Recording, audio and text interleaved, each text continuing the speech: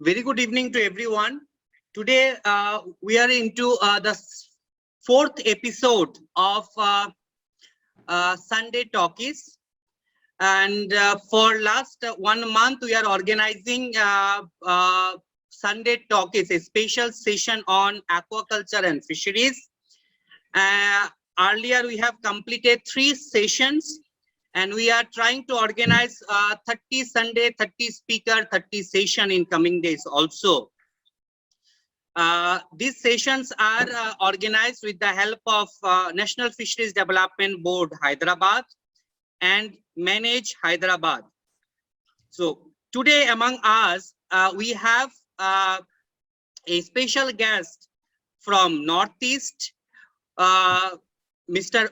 Ashim Kumar Bora, Officer in Charge, NFDB Northeast Region. Today, sir will be addressing us on opportunities and investment opportunities, and also employment opportunities in fisheries sector in Northeast region, and also to make it bit smaller way. I should say that invest on Northeast. Sir is going to address today in the session that invest on Northeast, because everyone know that Northeast region, Seven Sisters is rich on very hotspot, considered to be the hotspot of one of the world hotspot in terms of biodiversity, and also in terms of fish consumptions rates in India. Most of the fish farming communities in northeastern states, and also the fish eaters, are many more who are in the northeastern region only. So today is a very special sessions. These sessions, Ashim sir will be addressing us in different states of Northeast, what is its potential, what is its importance, and also how best we can use the resources of Northeast in terms of sustainable development of fisheries sector in Northeast, and side by side the role of NFDB and its different scheme for promotion, upgradations, and employment opportunities in the Northeast. So I hope everyone who are joining here, they'll be get very good knowledge on that aspects, and side by side we'll be missing these sessions.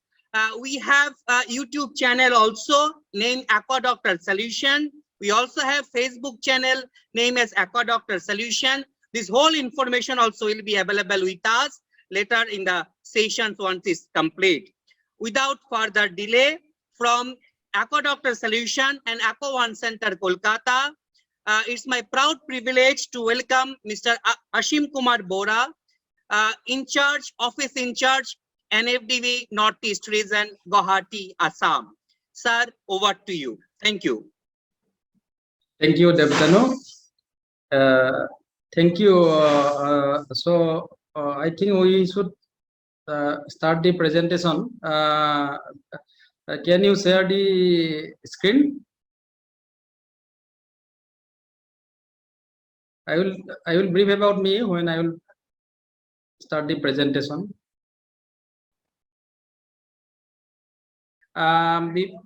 Before talking about our Northeast India, just I want to highlight a little bit about our Indian fisheries scenario. So yeah, India contributes the 8% of the global share in fish production, and India is the third largest fish producer and second in the aquaculture production.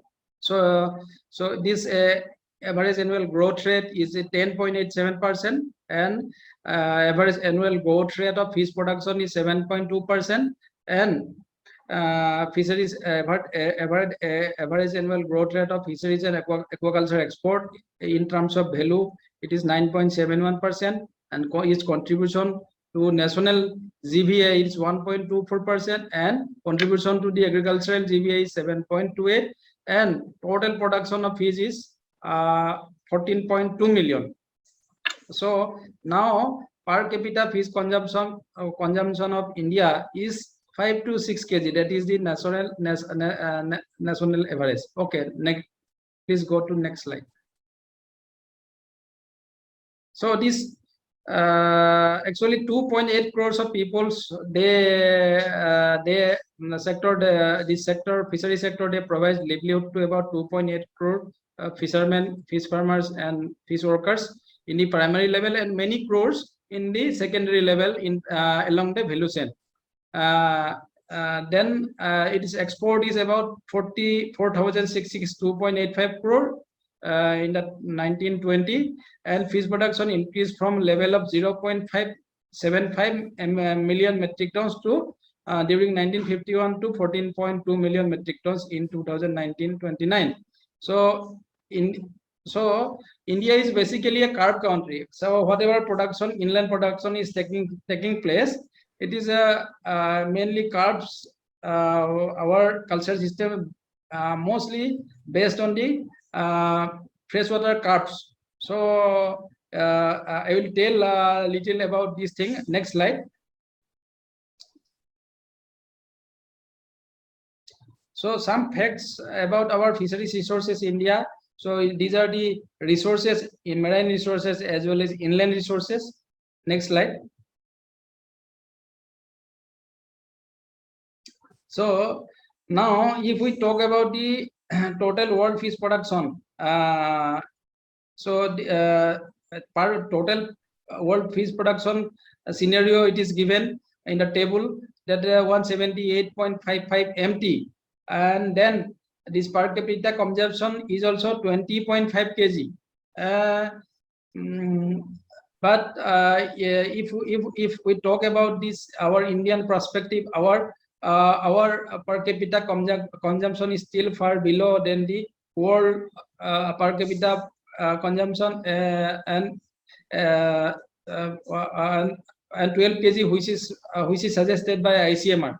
Then this so there is a large gap between the targeted means how much we should consume. So if we don't consume the fish up to the desired standard, so there will be a malnutrition and all these things will be there, and nutritional aspect of our health, nutritional security. That is why we have to increase our domestic fish consumption and we have to increase production. Next slide. So these are the facts of the Northeast. Northeast, as you know, one of the hotspot of in terms of the fish biodiversity, and it has Northeast having enough natural resources. So 90% of the region's population consume fish. So demand of fish is very high, and this region is not self-sufficient in fish production. Aquaculture is a highly remunerative business, and there is a good scope for employment generation. And it is actually Northeast economy is fully based on a agrarian rural economy. That means agriculture based economy, and it has a conducive climate for expansion of aquaculture. So if I talk about the resources, 20,875 kilometer rivers, 28,510 hectare reservoirs, 1.34 lakhs hectare bills, 1,766 hectare lakes, 1.03 lakhs derelict water bodies, 1.5 lakhs hectare developed as a pond and tanks, and 3.4 lakhs hectare paddy field. So these state-wise resources also given in the table. Next slide, please. So now if we talk about the inland fish production in northeastern state, so inland fish production, Assam is leading among all these states actually, 3.73. But there is a huge gap. Although Assam is producing 3.73 million metric tons, there is a huge gap, and still Assam almost nearing to self-sufficiency, but it has not attained self-sufficiency in fish production. That is why still fish are imported from the Andhra Pradesh, West Bengal, and other leading producing state. Shut up. And if I see the list table, Arunachal is in the 0.05 million metric tons. That means Arunachal is down the list. Next. Next slide. So species wise, inland fish landing by states. So if so these are the data actually. So I am not going to read out all the data, but from the list it is obvious that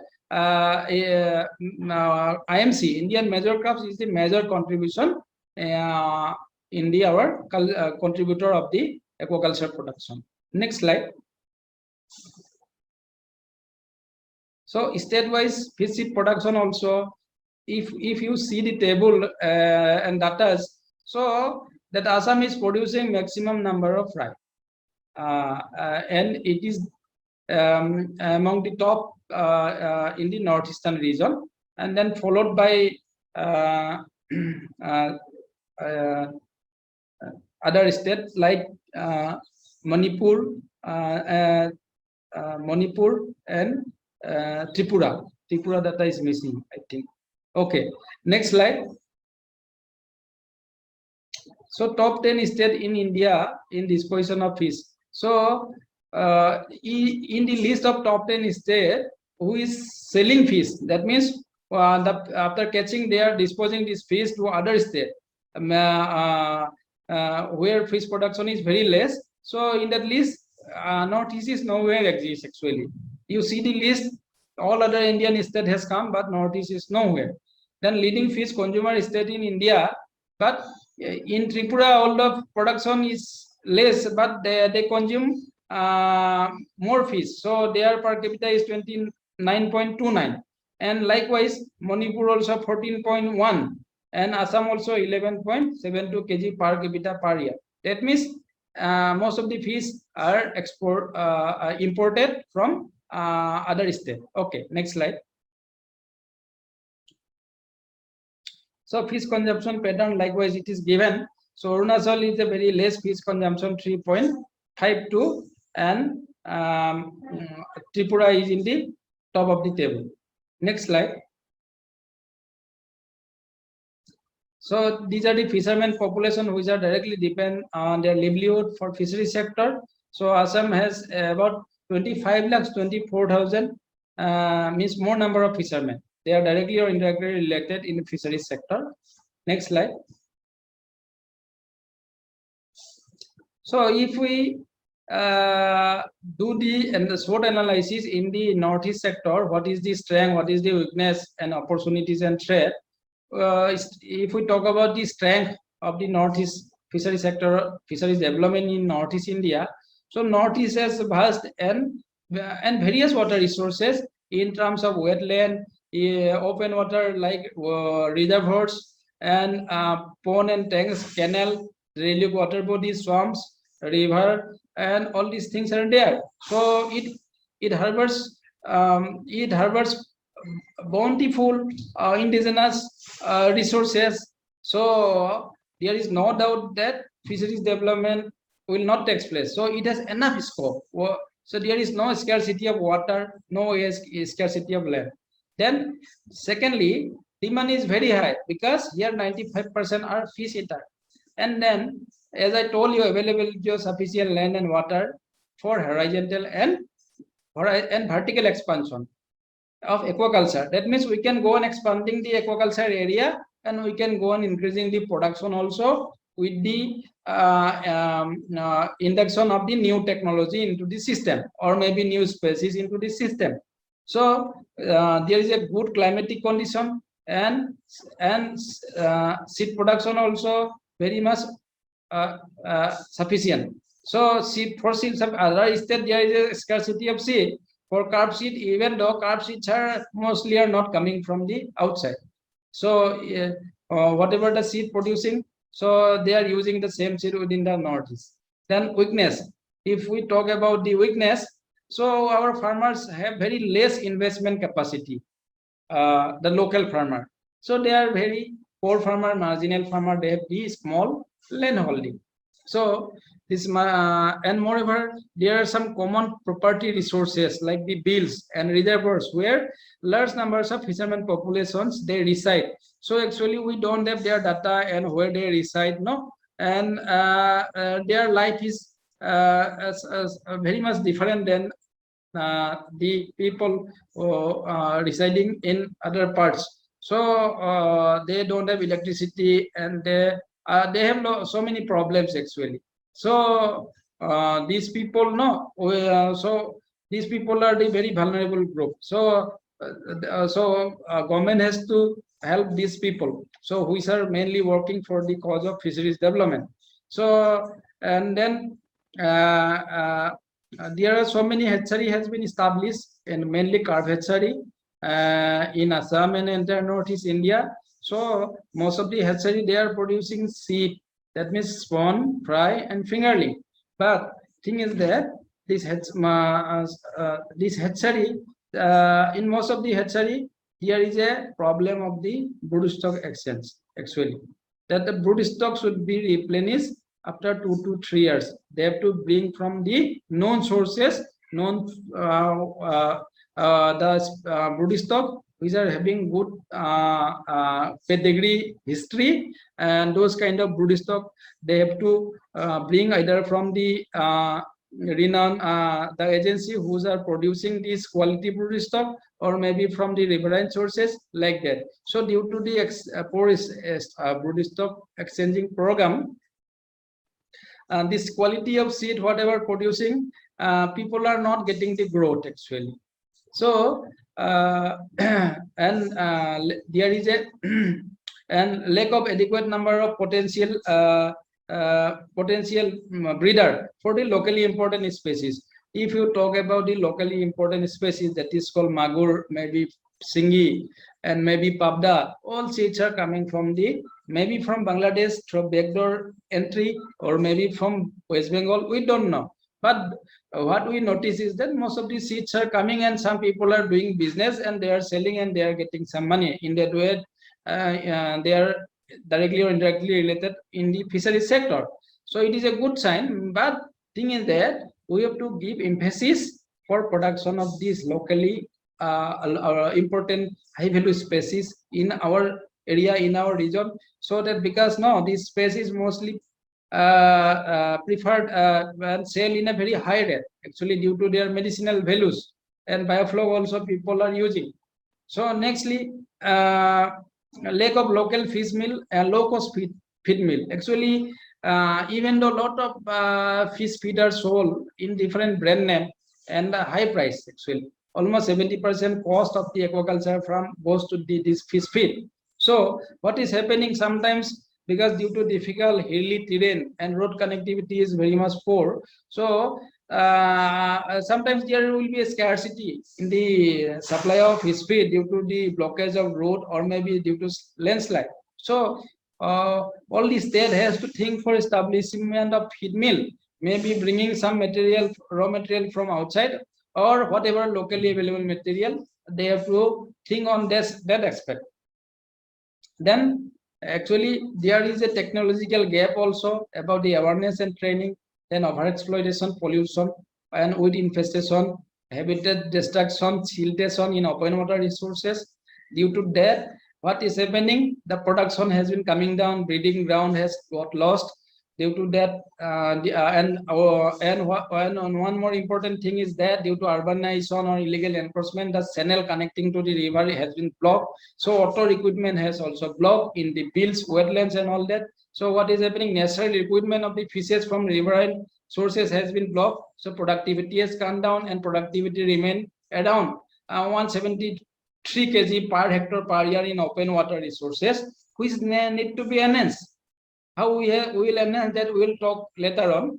Now, apart from that, we are still practicing traditional or semi-intensive, because earlier the fish farming was empirical. People used to do traditional or extensive kind of system, but later on they switched towards the knowledge-based semi-intensive farming system.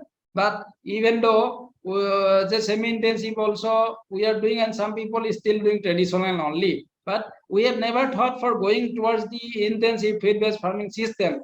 But we are getting around 6 to 7 months summer season. So it is not that the period is not enough actually. If we think about the intensive feed-based farming system like Andhra Pradesh or like China, then only our production will go high. High density stocking with aeration and feed-based aquaculture.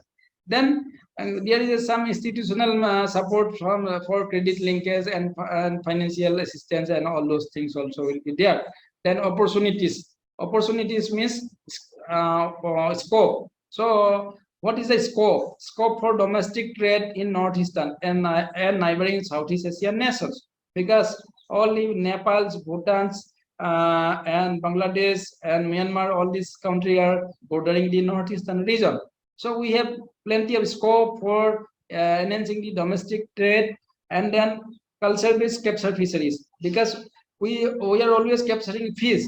So we have to develop this capture fishery for culture-based management. So through cage and pen culture or community-based fisheries management, fish seed rearing program, and all those things, and even value addition also. These things has a lot of opportunities. Then we have opportunity for aquatourism, recreational fishery, cold water fisheries, intensive culture, and integrated farming, all these things. Then trade. If you talk about trade, actually this requirement, if I tell you, flood is the major threat in aquaculture system. Then secondly, as I told you, the water equipment of the juvenile study, our open water has blocked due to the encroachment and urbanization issue. Then next one is that people use the small mesh size gill net and indiscriminate killing of the juvenile fishes and gravid fishes during the breeding season. So what is happening now? This breeding time, if we are killing those fishes, population is coming down. Then there are other issues like shrinkage of areas due to the encroachment and transboundary diseases, inflow of lot of exotic species. Maybe those species may bring new diseases to our culture, indigenous fish diversity, and as I told you, indiscriminate killing, all these things. Lot of issues are there. Next slide.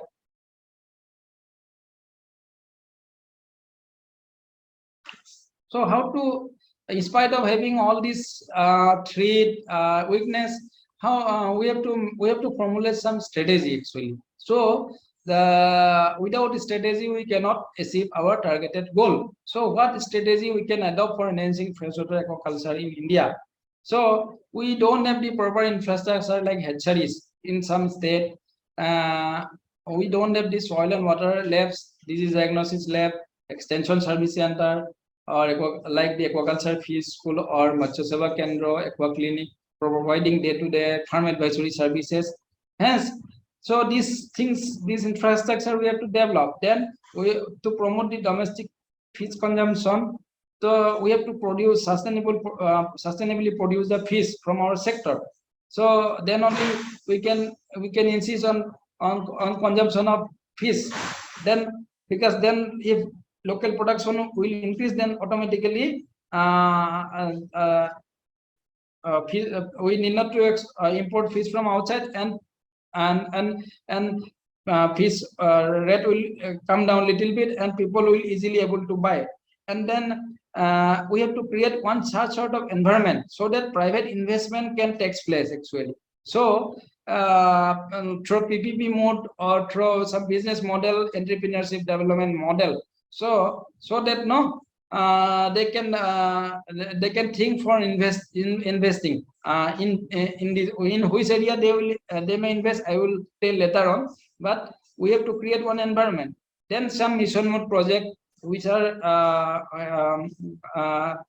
implemented high potential species like Scampi, freshwater pearl, or export oriented development, so that no from this we can export. Pearl farming has a lot of potential, and if you talk about these high value species like magur, monoculture of magur and singi, so if it can take place now, it will be really a boon for the our aquaculture sector.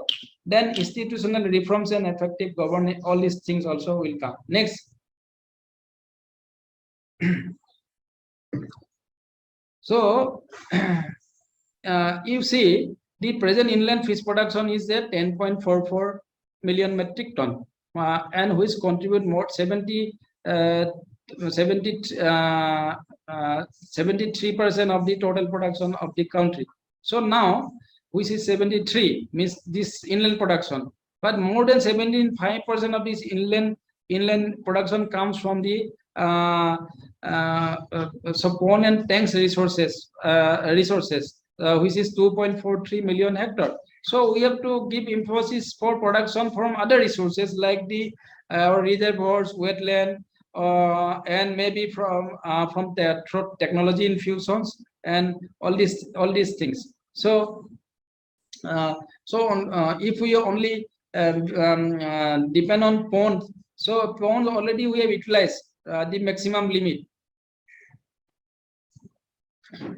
Then though ponds and tanks have remained as a major resources of aquaculture, the potential of the 0.2 kilometer rivers and canals, floodplain lakes, daily water in the country is yet to be utilized. That I told you already. So we have to utilize these other resources for enhancing fish production. Next slide. So focus areas for fisheries development again. So although actually we are mostly doing composite fish culture, whatever production is coming, that is from composite fish culture or maybe from polyculture. So it become a profit making venture. Now this through this composite fish culture, this production has been achieved for carp farming 3 ton in 2.2 to 3 ton in many northeastern states, but a national average is 3 ton per hectare. So it has to be taken at up to 5 ton as per PMSSY target, and even in some zone for other species we have like Pangasius, we have achieved 30 to 40 ton also. So how they have achieved 30 to 40 ton, that we have to think of whether maybe through not this intensive farming practices, I mean feed-based aquaculture. So as I told you, we have to give focus attention on all these aspects. Not it is in 21st century, so already we have already done a lot of semi-intensive things. So it is a time to go for feed-based now, so that now production can be increased, and the time can be utilized, and sustainably our fisheries can be developed. So there are many methods. So in composite fish culture, as I told you earlier, they used to do single stocking and single harvesting in 1 year, but nowadays no, single stocking and multiple harvesting, or multiple stocking or multiple harvesting, so that now this fish farmer can improve the yield up to 10 to 15% and about 30% reduction of the feed cost, and they will get some interim flow of income also during the culture period. Okay, next slide.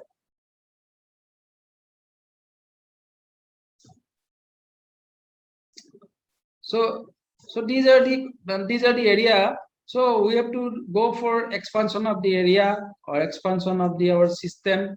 Intensification means culture intensification and diversification. So we have to go for species diversification. So what we will diversify? Now only we are doing IMC or some of the Chinese carp like the grass carps, silver carp, or this common carp. So we have to bring new variety into our culture system, which are high yield variety like the Jayanti Rohu, like Amur carp, and the Improv Kadla. These three are the improved variety. And apart from that, lot of culture technology has been developed for production of the minor crops like Labio bata, Labio corneas, Srinas reba, Labio calbasu, Labio fimbriatus, and all these species now, these are minor crops, these are medium crops. So these species grow in their early part of the life very fast, and it can be used for short duration of fish culture in the area, flood prone area.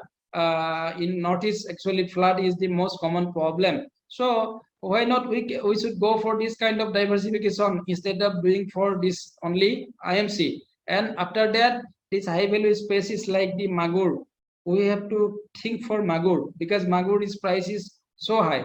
We can think for this Singi or Pabda. So all these things will come and murals. So and next, now the time has come for technological infusion and productive use of land and water. So how we can do that? If you talk about the technological infusion, so a lot of people are doing biofloc farming or maybe RS farming. Actually, in Northeast, electricity is the most common problem. So what people can do is that they can think for this solar based system, indoor fish farming system. Actually, if we can combine the solar things with this one, then electricity problem will totally go. Otherwise we have to depend on electricity, so there may be power cut also. And if we don't depend on this technological infusion also, later on our populations are increasing, and already around 75% of the ponds are utilized for production, then where from production will come? Definitely that is why we have to depend on the technology or productive use of land and water. How we can do that? Throw cage and pen culture in the open waters, or maybe this integrated farming, which are more or ecotourism things will come. And next, we have a problem of this production of quality seed. That is why we notice brood banks, establishment of brood banks and hatcheries and finger rearing facilities. It is very much necessary. Then if you talk about this ornamental species, we as the production of the indigenous breeding protocol of the production of this ornamental fish species of indigenous variety has not yet fully developed, except very few species. That is why we have to think for exotic ornamental fish species if somebody want to concentrate on that kind of business. Then if somebody want to concentrate, there is a scope for pearl culture, because already farmers from Bihar, they have given a success model in front of our Indian community. So we have to think for diversification. Then species diversification, if you talk about, you have to talk about definitely Magur and Singi and Scampi with in polyculture with the IMC and other crops. And then high density aquaculture that I told you already, like RS and biofloc, that if we can use this system with the solar based system, then definitely there is a scope. Then aqua parks, then fisheries incubation center, and genetical improvement program, etc. And most importantly, that culture based fisheries like cage and pen culture, this is very much important for productive utilization of the open water. Next slide. So we have to give for enhancement of production and productivity, brood stock is very much essential. So we have to bring the breeder seed from the known sources. Now NFDB established the National Freshwater Fish Brood Bank for production of the breeder seed and as well as quality seed. They are producing breeder seed in the brood bank and quality seed through the network hatchery. So if this hatchery owner, they bring the breeder seed and within an interval of 2 to 3 years, and then definitely their production will be maintained. That means their production will go high. And if we use the same parental stock year after year without changing, definitely inbreeding issues will come. And if we use the develop the brood stock from the offspring what we develop. Now we can think for cluster approach for aquaculture development, most importantly, because now our lands, our small land holding is there in most part of the Northeast, so they are scattered. So if we can develop these aquaculture resources through cluster by giving input and